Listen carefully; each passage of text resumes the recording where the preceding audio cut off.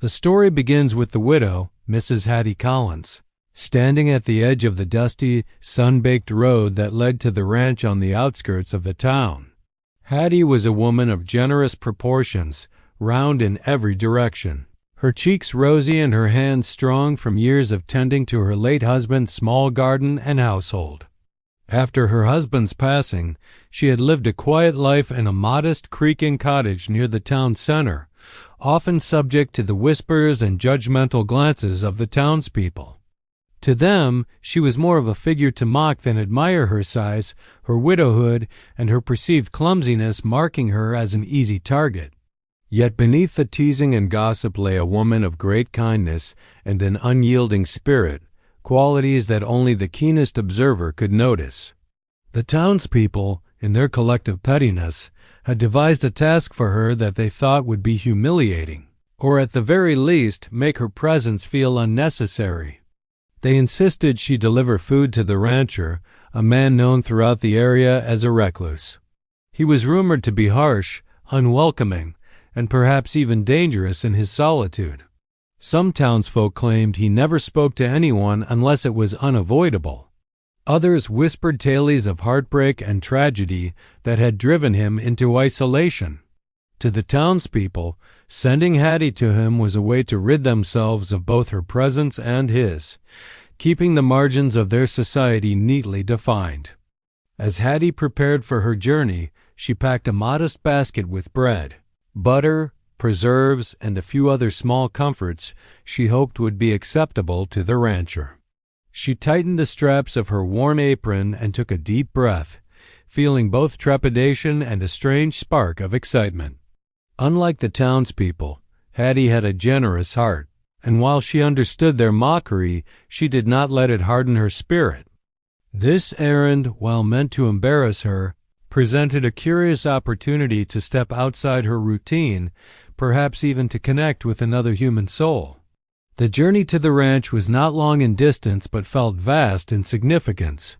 Hattie traversed fields of golden wheat that swayed in the wind, passing fences weathered by years of sun and storms.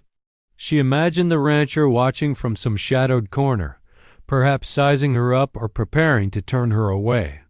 The anticipation made her heart beat faster, not from fear alone, but from the possibility that this day could mark a change and entry into a world beyond the narrow judgments of her neighbors.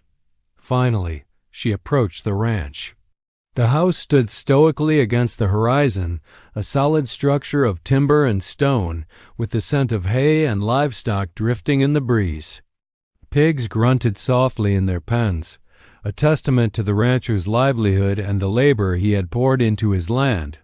Hattie's first instinct was to pause and take in the sight, to let the rhythm of rural life soothe her nerves before stepping closer.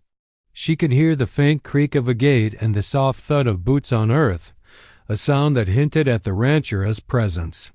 Despite the anxiety and self-consciousness that had accompanied her journey, Hattie felt a quiet determination. She would perform her task with dignity, offering the food she had prepared and treating the rancher with the respect he deserved, regardless of what the town expected. Little did she know, this seemingly simple act of carrying a basket across the dusty road would become the first step in a profound and transformative relationship, one that would challenge both the widow and the recluse in ways neither could have imagined.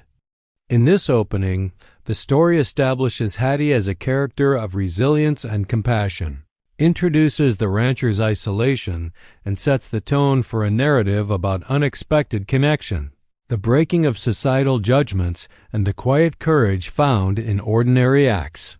Hattie's heart raced as she stepped through the creaking gate of the ranch, the basket of food cradled carefully in her arms. The sun was beginning its slow descent behind the distant hills, casting a warm, amber glow over the fields and the wooden house that had long seemed so intimidating from afar. Every step she took toward the main house felt heavier, not because of the weight of the basket, but because of the weight of anticipation. The town stories of the rancher, his gruffness, his sharp temper, his preference for solitude played in her mind like a warning she couldn't ignore. Yet beneath that nervous tension, A thread of curiosity ran through her, weaving courage into each careful step. At the top of the small rise leading to the house, she finally saw him. The rancher, a tall, broad-shouldered man, stood in the shadow of the porch, partially hidden by the doorway. His face, weathered and lined from years under the sun, revealed a life marked by labor and hardship. His eyes, dark and observant, flicked toward her, studying her approach with the kind of scrutiny that only comes from someone accustomed to solitude. Hattie noticed the firmness of his stance, the way his hands rested on the rail of the porch, and the faint twitch in his jaw that hinted at a man who had long ago learned to trust no one. Hattie's first instinct was to bow her head slightly, offering a timid greeting. "Good evening, sir," she said, her voice trembling just enough to betray the mix of nerves and determination she carried. She set the basket down carefully on the ground, the soft thump echoing in the quiet of the ranch yard. The rancher's gaze shifted, lingering on the basket for a moment before returning to her. His lips pressed into a thin line, neither smiling nor frowning, giving nothing away. For a long, suspended moment, neither spoke. Hattie's pulse drummed in her ears as she tried to read the man before her. He, in turn, studied her, the roundness of her figure, her worn but clean clothes, the faint scent of baked bread that accompanied her. He saw in her something unexpected, a lack of pretense, an absence of fear that most people would carry when approaching him. It was a simple presence, gentle and unassuming, and it caught him off guard in a way he hadn't felt in years. Finally, he broke the silence. "You're the widow from town," he said, his voice low and rough, carrying a hint of surprise. Hattie nodded, unsure of whether to explain herself further. "I brought some food," she added softly, gesturing to the basket. He glanced at it, then back at her, a flicker of something almost like curiosity crossing his face. "You don't have to stay," he said cautiously, his tone guarded. But it was not the dismissal she had expected. Instead, it carried a subtle invitation, an unspoken challenge for her to prove herself. Hattie straightened, summoning a courage she hadn't known she possessed. "I'll be quick," she replied, her voice steadier now, "just enough to feed the pigs and return before dark." The rancher studied her again, noting her determination, her careful movements, and the sincerity in her eyes. Slowly, he nodded. "Then do it," he said, stepping aside to give her space. As Hattie moved toward the pens, she felt a peculiar mix of relief and excitement. She had survived the first hurdle, not with grandeur, but with quiet dignity and respect. This first encounter established the dynamic between the two central characters, Hattie as warmth and perseverance against the rancher as guarded solitude. The tension, curiosity, and subtle recognition of each other's humanity planted the seeds for a relationship that would challenge the isolation, prejudice, and loneliness that had defined both their lives. What began as a simple errand carried the promise of transformation, a bridge between two worlds that, until now, had been separated by fear, judgment, and distance. Hattie approached the pens with careful steps, her basket swinging lightly in her hands. The pigs, large and muddy from the day's labor in the fields, stirred at her approach, snuffling and squealing with curiosity. She felt a sudden rush of warmth. The animals were unpretentious, unlike the people in town, and seemed to respond naturally to her gentle voice. "Easy there, darlings," she murmured softly, her hands instinctively scooping a handful of feed and scattering it across the troughs. The rhythmic sound of the grain hitting the wood and the pigs' contented grunts filled the quiet ranch, creating a sense of calm that contrasted sharply with the tension she had felt moments earlier. From the porch, the rancher observed her silently, leaning against the wooden railing. He had seen people come and go before, many sent by neighbors, relatives, or the occasional curious traveler, but none had approached his work with this combination of care and confidence. He noticed how she moved with ease around the pens, how she spoke in soft tones that seemed to soothe the animals rather than alarm them. Her presence brought an unexpected liveliness to a place that had been steeped in solitude and silence. Hattie worked methodically, pouring the feed, ensuring that each pig had its share, and quietly correcting a few that tried to dominate the troughs. She hummed a soft, cheerful tune as she worked, a song her late husband used to enjoy when tending to their garden. It was a small, unassuming melody, but it carried with it the weight of familiarity and warmth, infusing the air with a gentle humanity that the rancher hadn't felt in years. He felt an unfamiliar tug at his chest, a mix of admiration, curiosity, and something closer to hope. As she moved about the pens, Hattie began to notice small details: the worn boards of the enclosures, the strength and size of the pigs, and the meticulous care evident in the land surrounding the pens. Each observation reflected a man who, though reserved, had poured himself into this place with unwavering dedication. Hattie found herself respecting him not just for his work, but for the silent love he had put into a life he had chosen to live apart from the world. The rancher finally spoke, his voice low and measured, breaking the quiet that had settled over the yard.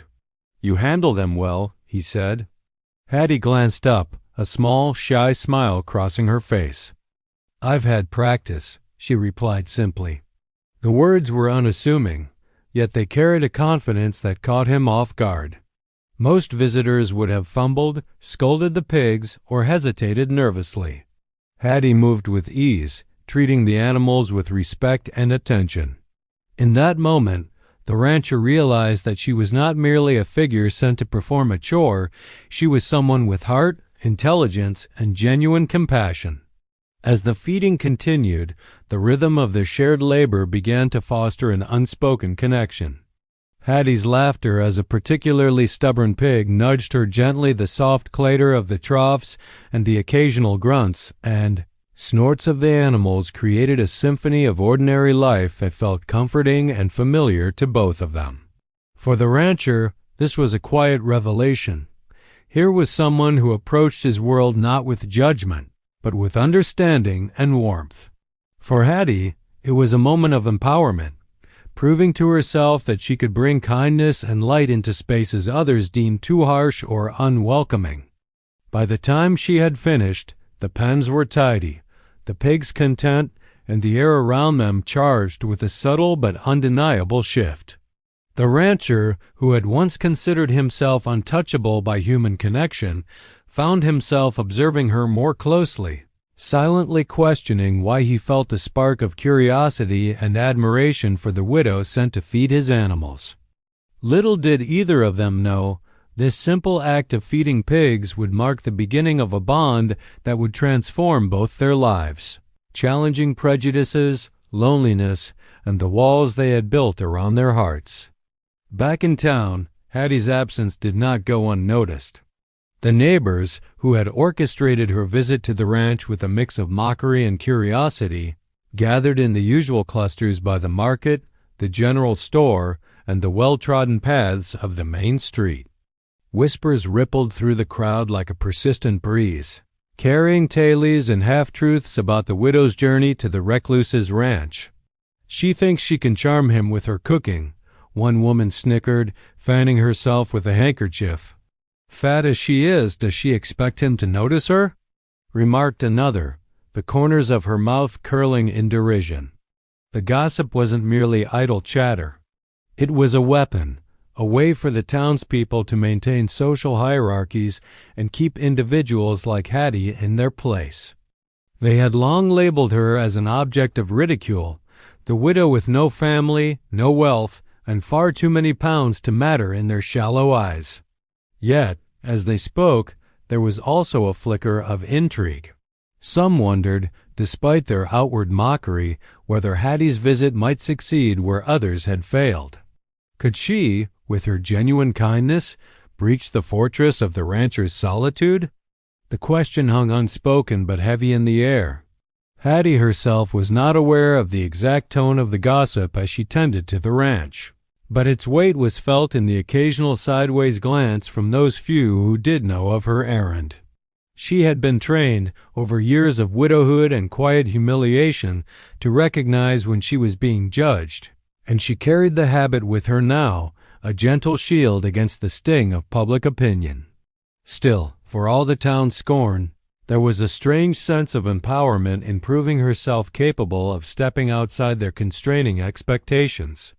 She had been sent to do a simple task, but in doing so, she was asserting her own value, however quietly. At the ranch, the impact of the gossip was subtly mirrored. The rancher, though isolated, was not oblivious to the world beyond his fields. He had heard the whispers of townspeople before rumors about him, about his work, about the women he rejected and the solitude he embraced. Now, observing Hattie with the pigs, he couldn't help but notice the contrast. She moved with confidence and humor, undeterred by judgment or expectation. Her demeanor was a silent rebuke to the shallow criticisms that often defined life in town. Her courage and composure, juxtaposed against the sneers of the crowd, made her presence all the more remarkable in his eyes. The gossip served, inadvertently, to heighten the bond forming between them. Each word of mockery or incredulity from the town underscored for the proud rancher the authenticity and bravery of Hattie's actions. He began to see her not as a simple delivery of food, but as someone who challenged not only societal norms, but also the walls he had built around his own heart.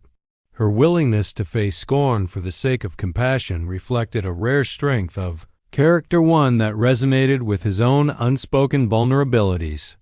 By evening, the rumors had spread far and wide. The widow had dared to step onto the recluse's land, and she had stayed, tending to the pigs with gentle skill. Some shook their heads in disbelief, others in mild admiration, but all acknowledged, if only silently, that Hattie Collins had stepped beyond her assigned role in a way that none of the town's critics could have imagined. Meanwhile, back at the ranch, the sun dipping behind the horizon cast a golden glow on the pens. Hattie and the rancher, unaware of the swirling gossip, shared a quiet understanding born from shared labor and mutual respect, a foundation far stronger than the shallow opinions of those who watched from afar. The story's tension was now enriched by external pressure. The town's gossip created a looming societal scrutiny that threatened to intrude on the budding connection. It set the stage for future conflicts and highlighted the courage and authenticity of both characters as they navigated their growing bond amid judgmental eyes.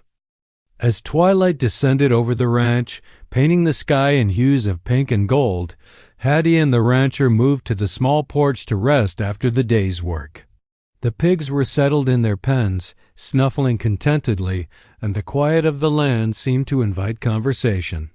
For the first time, the barriers between them built of fear, loneliness, and societal expectation began to soften. Hattie, feeling a rare sense of ease, set her basket aside and sank into a creaking wooden chair. She glanced at the rancher, whose posture, while still reserved, hinted at a curiosity he could no longer suppress. "I didn't expect the animals to be so lively," Hattie began, her voice soft but carrying a playful note. "They have a personality of their own, don't they?" The rancher's lips twitched in what could almost be mistaken for a smile. "You learn to respect them," he replied, his tone gruff yet carrying an undercurrent of warmth. There was a pause, a fragile space in which both considered the unusual comfort of this interaction. Hattie, sensing an opening, began to share a small portion of her story, choosing carefully what to reveal. "My husband. He loved the garden more than anything," she said, eyes distant for a moment as memories surfaced. "After he passed, I thought I'd never find much purpose again, but I keep busy. I tried to find little ways to help, even if people don't always notice." The rancher listened quietly, watching the flicker of determination and sorrow on her face. In her words, he sensed a resilience that mirrored his own hidden struggles, though expressed differently. Encouraged by his attentive silence, Hattie continued, recounting small anecdotes of her late husband's quirks, the friends she had lost to time, and the judgments of the townsfolk who often sought to diminish her. Her tone was never bitter, but candid and honest, revealing a woman who had endured hardship yet retained compassion and humor. The rancher, intrigued by her openness, found himself lowering the walls he had maintained for years. He realized that in sharing these stories, Hattie was offering him not just her past, but trust and invitation to connect.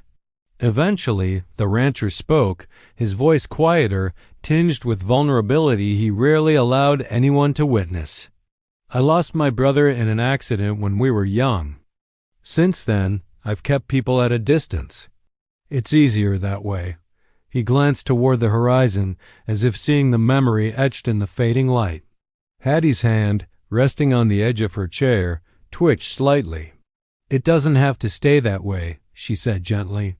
Sometimes sharing it, even a little, makes it lighter.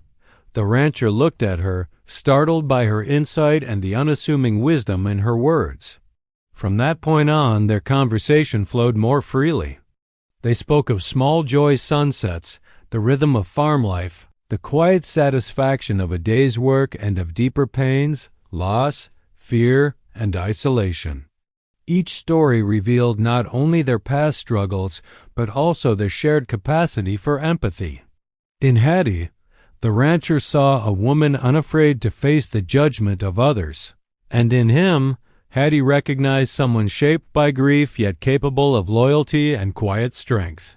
This sharing of stories marked a turning point. The rancher, accustomed to solitude, began to see companionship not as a risk, but as a possibility.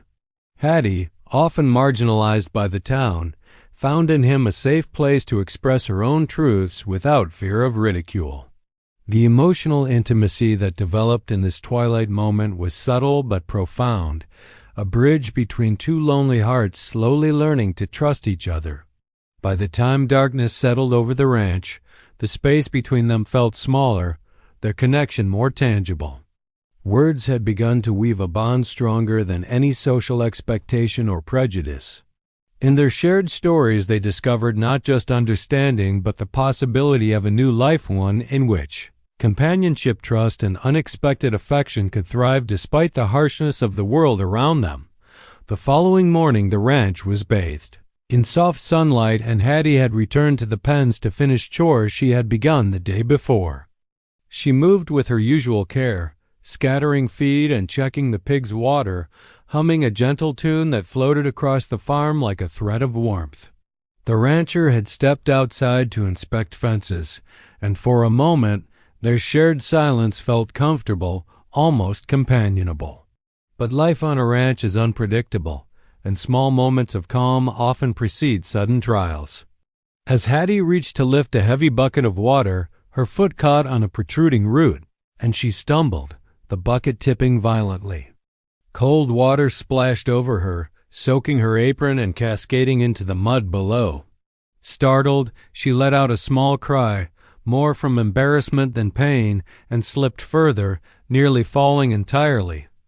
In an instant, the rancher was at her side. His long stride covered the distance between them in 2 steps, and his hands, strong and steady, caught her just as she began to topple. "You all right?" he demanded, his voice sharper than usual, though not harsh. There was urgency in his tone that betrayed a depth of concern she had not expected.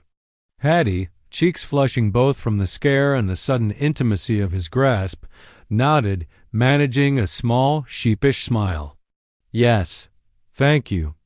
That was close. The rancher's eyes lingered on her, scanning for injury, his expression softening as he realized she was unharmed. The incident, though minor, marked a turning point in their relationship. It revealed the rancher's protective instincts, long dormant or directed only toward his animals, and allowed Hattie to see a new layer of his character. Until now, he had been a figure of rugged solitude, someone admired from a distance for his strength, but feared for his isolation. Now, in the quiet aftermath of a near accident, he became human, fallible, and deeply caring, a man capable of tenderness. Hattie, for her part, felt a surge of gratitude and something more complex. The first hint of trust strong enough to bridge the emotional gap between them. She realized that her presence on the ranch was no longer just about completing chores or fulfilling a task assigned by the town. She had become a person the rancher wanted nearby, someone he was willing to step out of his comfort zone for. The shift was subtle, yet profound. The first recognition that their connection had begun to transcend practicality and enter the realm of genuine affection. The rancher helped her up fully and brushed mud from her apron. His hands were firm, careful, and the air between them held a tension that was neither awkward nor uncomfortable. It was the quiet acknowledgement of shared vulnerability. Hattie laughed softly, a sound that seemed to surprise him, and he allowed a faint smile to touch his lips. There was no need for words to define the moment. Their bond had deepened through action rather than conversation, a testament to the silent understanding that often speaks louder than speech. Afterward, as they worked side by side, the mood on the ranch felt lighter, more open. Hattie moved with a renewed confidence, knowing that the rancher would look out for her, and the rancher, in turn, found himself thinking about her well-being beyond the immediate tasks of the day. The near accident had created a shared experience, an unspoken acknowledgement that they now mattered to each other in ways that went beyond mere companionship or utility. This emotional turning point established a crucial development. The rancher's heart, long guarded, was beginning to respond to Hattie's kindness, humor, and resilience. Likewise, Hattie recognized that her affection for him was growing, fueled by his protective instincts and the quiet, unexpected warmth he offered. It was a moment that set the stage for deeper intimacy, mutual reliance, and the eventual challenge of external pressures, such as the judgmental town gossip and societal expectations that still loomed beyond the ranch's fences. Word of Hattie's continued visits to the ranch spread quickly through the town. The gossip that had begun as idle chatter now took on a sharper edge, fueled by suspicion and disapproval. The townspeople were invested not just in Hattie's actions, but in maintaining their rigid social order. A widow of generous proportions fraternizing with a recluse was an affront to their expectations, an unspoken rebellion against the narrow definitions of propriety they had imposed on both Hattie and the rancher. It began subtly at first. Women at the market whispered behind their hands, casting sideways glances at Hattie when she passed. Men, who had long respected the rancher only from afar, muttered warnings about his reputation and the consequences of associating too closely with a widow who was well past her prime. Even the local preacher, who had once offered Hattie kind words, now approached with hesitant admonishments about appearances and societal norms. "You don't want to embarrass yourself or him," he warned, his eyes flicking toward the horizon where the ranch sat like a stubborn island of defiance. One afternoon, as Hattie carried a basket toward the ranch, she encountered a group of women at the edge of town. They spoke openly, their words sharp as broken twigs. "Don't you know he's not like us?" one sneered. "He's dangerous to trust, and you'll only bring shame on yourself." Hattie's hands tightened around the basket handle, and for a moment, a flash of doubt crossed her mind. Could she be doing the wrong thing? Risking not just her reputation, but her fragile sense of belonging in a town that had never fully accepted her? Meanwhile, the rancher had become aware of the escalating whispers and warnings. Normally, he would have ignored such interference, retreating further into solitude, as he always had. But Hattie's presence had changed something in him. He now felt a protective responsibility toward her, a desire to shield her from the petty cruelty of the town. As he watched her approach one evening, their paths converging on the familiar dusty trail, he sensed both the town's judgment and the strength of his own attachment. The idea of letting her go, of retreating into isolation to avoid scandal, no longer appealed to him. The confrontation eventually escalated when a small delegation from the town, led by the most vocal critics, visited the ranch. They stood at the edge of the property, voices raised in concern and admonition. "We're only trying to protect you both," one woman said, her tone falsely sweet. "You'll regret allowing this friendship or whatever it is to continue."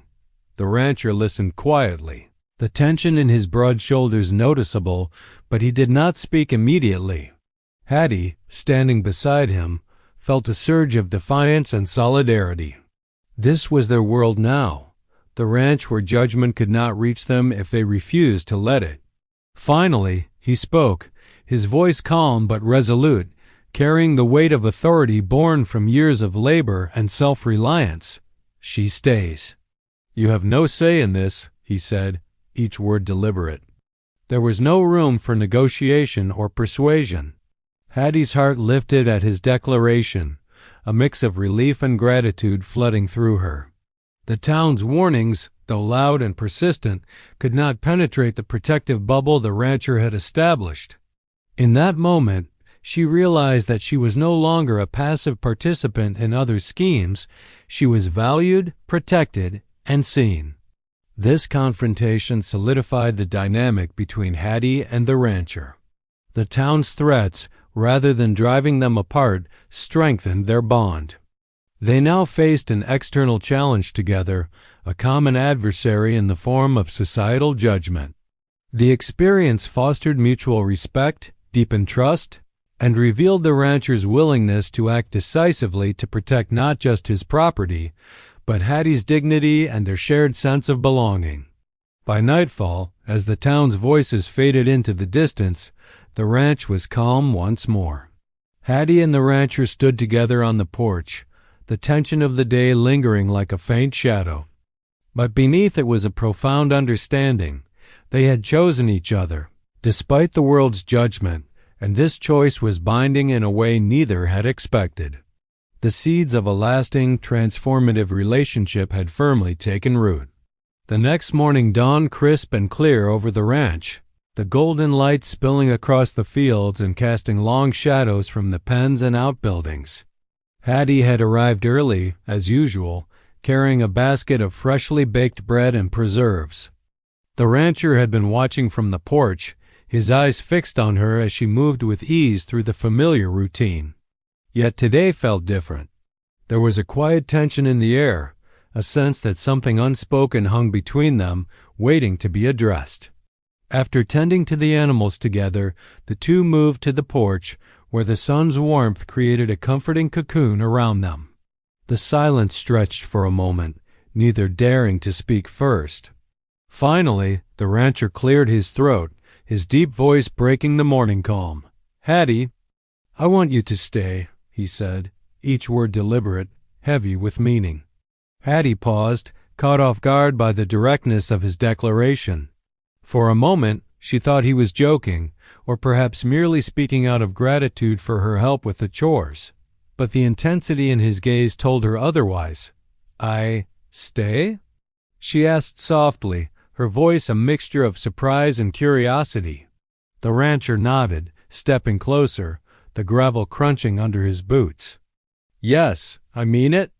Not because the town told you to leave, not because it's convenient, but because I want you here. I want you to stay for yourself, for me, for everything this place can be with you in it." His words were simple, lacking the embellishments of poetry or grand gestures, yet they carried an honesty that resonated deeply within her. Hattie's heart fluttered in ways she hadn't expected.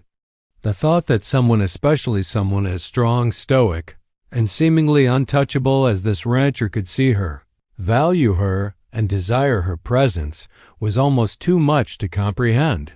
She had spent years being judged, overlooked, and dismissed. Yet here was a man who refused to let society dictate her worth. He wasn't asking for anything superficial. He was acknowledging her as a companion, a partner in life's labors and joys. As the words sank in, Hattie felt tears welling in her eyes, not of sadness, but of relief and overwhelming gratitude. She realized that this declaration was more than an invitation to remain on the ranch. It was a statement of emotional commitment, a promise that she was seen and cherished for who she truly was. Slowly she smiled, a radiant expression that illuminated her round, kind face. I would like that," she said quietly, her voice steady despite the emotion swirling within her. "I would like to stay." The rancher's expression softened, a rare and tender smile breaking across his rugged features. He reached out, gently brushing a stray lock of hair from her face, and for the first time, Hattie felt the warmth of his hand as more than just physical contact. It was an affirmation of safety, trust, and a shared future. In that moment, the invisible walls each had built around their hearts began to dissolve, replaced by a connection rooted in mutual respect, admiration, and a budding love neither had fully anticipated. From that morning onward, the rhythm of the ranch shifted subtly. Hattie and the rancher worked side by side with renewed purpose, their bond deepened by the clarity of intention. Tasks that once seemed mundane, feeding the pigs, mending fences, preparing meals, became acts of partnership, imbued with shared laughter, gentle teasing, and quiet conversations. The declaration of intent had transformed their relationship from companionship and curiosity into something far more profound, the foundation of trust and love. Outside the ranch, the town continued to gossip, their whispers growing louder in some quarters. But inside the fence, in the golden light of early morning, the two had chosen each other. No words of judgment, no societal expectation could undo the truth of what had been acknowledged. They were no longer alone. They had found in each other a rare, enduring connection that would sustain them through challenges, hardships, and the quiet beauty of everyday life on the ranch. Life on the ranch transformed gradually but profoundly after the rancher's declaration of intent. Hattie no longer came as a visitor or an obligation. She came as an equal partner in the daily rhythms of farm life. The mornings began with the sound of roosters and the gentle rustle of wind through the fields, but now they were punctuated by shared laughter and conversation. Hattie, once timid and self-conscious, moved with a newfound confidence, her presence no longer defined by the judgment of the town, but by her own sense of purpose and belonging. Together, she and the rancher worked on the land with a harmony that had been absent before. Tasks that had once seemed purely functional, feeding the pigs, mending fences, tending to crops, took on new meaning as they became shared acts of care and cooperation. Hattie's innate warmth and attentiveness brought vitality to the ranch. The animals responded to her touch and her voice. The garden flourished under her careful tending, and even the rancher found himself noticing the small details he had long overlooked. The way sunlight dappled the field in the late afternoon, the fragrance of freshly baked bread filling the farmhouse, and the quiet joy of simple companionship. The rancher, for his part, began to shed some of the layers of solitude and grief that had long defined him. Hattie's presence reminded him that vulnerability could coexist with strength, that caring for another did not weaken him but enriched his life. He began to share more of his own thoughts, hopes, and even dreams, once hidden behind the stoic facade he had maintained for so long. Laughter became a common sound on the ranch, unforced and genuine, and for the first time in years, the rancher felt a sense of lightness in his daily existence. Even the physical spaces of the ranch seemed to respond to their new dynamic. Rooms in the house that had been quiet and cold now carried warmth and life. The kitchen, once merely utilitarian, became a place of shared meals and storytelling. The barn, once a solitary space, echoed with their coordinated work and easy companionship. Every corner of the property seemed infused with the energy of their partnership, and in turn, this transformation mirrored the changes within them. Hattie's self-assurance grew, and the rancher's heart softened, both finding comfort in the rhythm of routine made beautiful by shared experience. Their relationship deepened beyond the practicalities of farm life. Evenings on the porch, once a quiet pause after chores, became moments of reflection, conversation, and emotional intimacy. They shared memories, hopes for the future, and the quiet joy of simply being in one another's company. The transformation of life on the ranch was not merely about tasks and routines. It was about cultivating a space where both could heal, grow, and rediscover the capacity for love and trust. The town, which had once looked down on Hattie and dismissed her, began to notice the changes, though not all approved. The widow who had been mocked for her size and solitude was now seen in a new light, competent, confident, and cherished by a man the town had once labeled as unapproachable. While some neighbors continued to whisper, many quietly admired the unexpected transformation, realizing that true connection often defies judgment and expectation. By this point, it was clear that life on the ranch had become richer, not just materially but emotionally and spiritually. Hattie and the rancher had built a partnership grounded in respect, trust, and love, reshaping their daily existence into one of fulfillment and mutual care.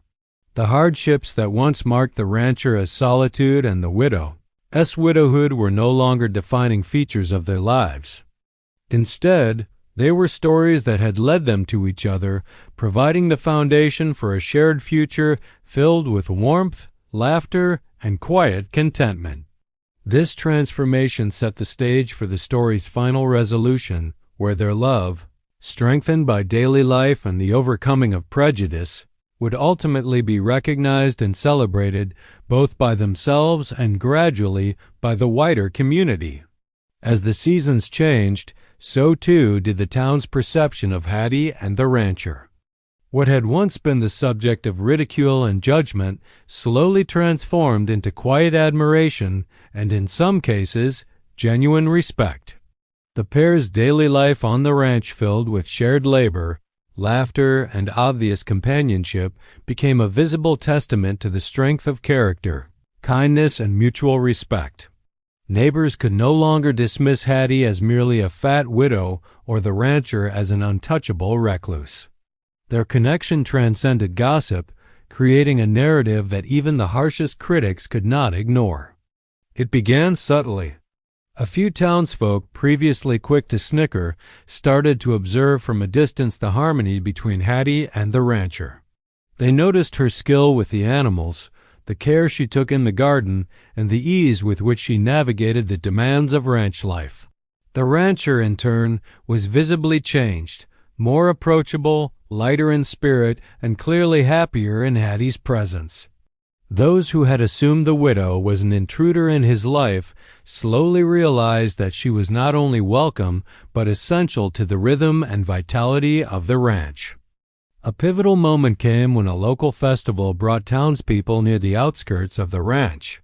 Curious onlookers glimpsed Hattie and the rancher working together, mending fences, tending animals, and laughing over shared tasks. The sight of them, united in purpose and affection, softened the hardened judgment of many observers. Whispers shifted from mockery to admiration. "They're happy together," someone murmured, almost in disbelief. Another added, "And she fits in perfectly, doesn't she?"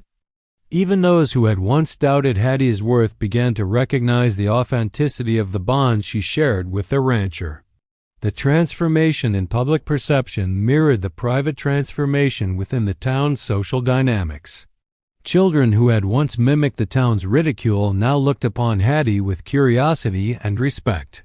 Other widows and marginalized townsfolk drew courage from her example, finding inspiration in her ability to claim happiness despite societal expectations. Hattie's courage, warmth, and resilience became contagious, challenging long-held prejudices and opening minds to the possibility that love and value are not determined by appearance or conformity. For the rancher, the community's slow acceptance reinforced his own journey. Where he had once retreated into solitude, fearing judgment and the pain of connection, he now stood as a man whose heart had been softened and expanded. His decision to protect and cherish Hattie had not only enriched his own life, but had reshaped the perception of those around him. The ranch, once a symbol of isolation, became a beacon of possibility, a place where judgment could be set aside in favor of understanding, compassion, and the celebration of genuine human connection. Ultimately, acceptance was not immediate nor universal, but it was undeniable. Neighbors began to bring small offerings or greetings, acknowledging both Hattie's presence and her role in the rancher's life. Invitations came for simple social interactions, and the gossip that had once aimed to shame her now transformed into admiration for her courage and character. Hattie, once relegated to the margins of society, had found not only love but also recognition and respect from a community that had initially sought to dismiss her. In the quiet of the evening, Hattie and the rancher would sit together on the porch, the sun setting over the fields, reflecting on their journey. The town's acceptance, while meaningful, was secondary to the intimacy and partnership they had built through shared labor, vulnerability, and mutual care. They had created a life of balance, love, and resilience, proof that true connection endures despite judgment, gossip, or societal expectations. By the story's conclusion, the widow who had been sent to feed pigs had become an inseparable part of the rancheress' life, cherished by him and gradually recognized by the wider community.